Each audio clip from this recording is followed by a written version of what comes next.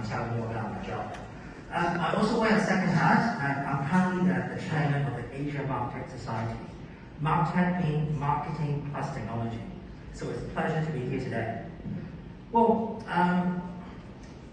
about a week ago, Mike and Sarah sent me an email asking if each of the panelists could prepare up to 5 slides to talk about the theme and topic for today.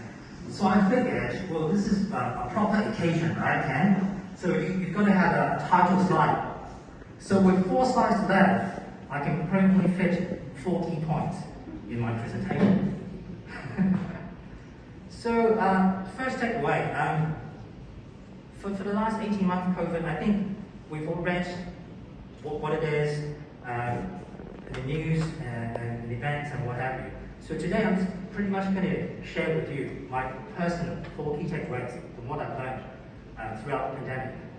So my first takeaway is life actually goes on. As my CEO often says to me, Ken, your numbers do not wait. Your KPIs do not wait. Your rent, the bills, do not wait either. And it's true. If you think about it, during the last 18 months, right, we all still enjoy buying a piece of clothes. We still enjoy fine dining, having fun, and etc. I mean, who here in the audience has bought a new shirt in the last 18 months? Raise your hands. Oh, a few. So what I'm trying to say is that people are still wanting to shop and have a good time. Just the ways and means have changed. So this is where the notion of omni-channel, integration of online and offline comes into play. So take the F&B industry, for example, right? People still prefer to enjoy a great meal. So instead of dining in, you have all these takeaway services, delivery, etc., etc. That's a very good example, right? And retail is another. So there's a lot of some brick and mortars now shifting to your online marketplaces, e-commerce stores, like your Alibaba, JT.com, and what have you, which I'm going to touch a little on later on. So what I'm trying to say is, life actually goes on, correct? Okay, I'm sure most of you have heard of this word before, the new normal. Personally, I hate it. Because if you think about it, what always worked in the past does not necessarily mean it's going to work in the future. The market is always dynamic, it's always changing, things are happening. So take staycation, for example. Who would have thought it would be such a hit? Who would have thought people actually pay money to go to a 5-star hotel within their own city?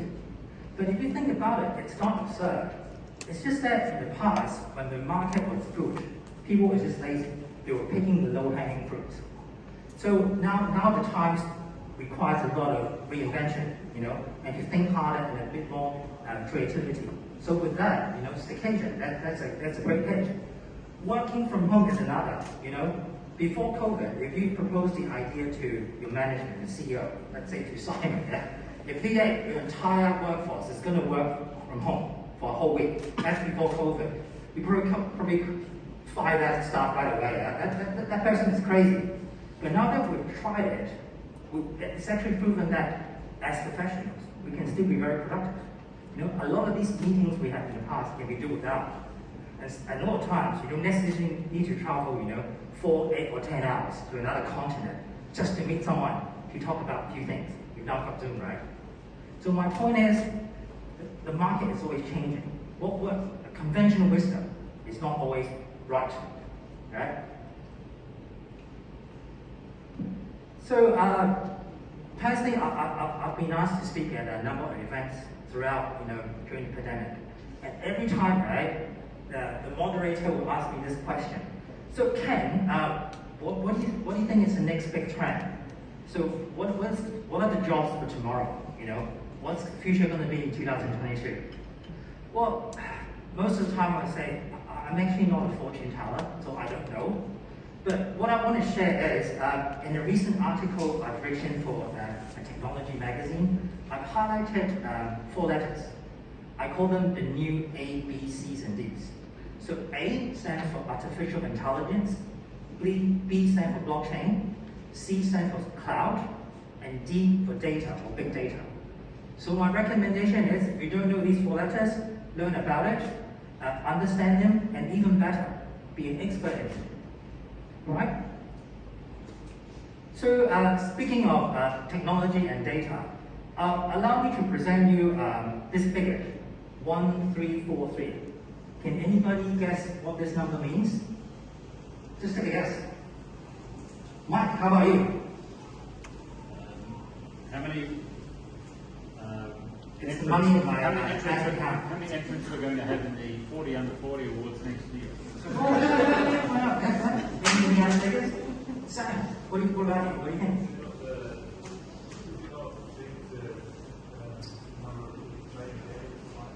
Oh, it's getting there.